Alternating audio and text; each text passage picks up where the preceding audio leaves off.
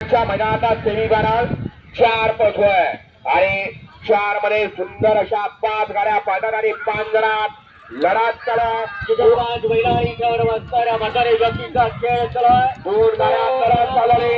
अतिशय सुंदर अशी गाडीमध्ये शिखराचं निर्वाद वर्चस्व.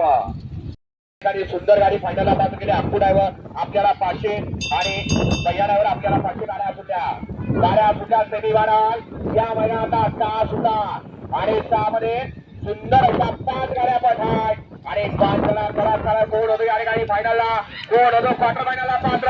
अतिशय सुंदर अशी लढत चालू आहे. शेवटच्या क्षणाला बाजी मारली परंतु बाजी मारली घरच्या साधात.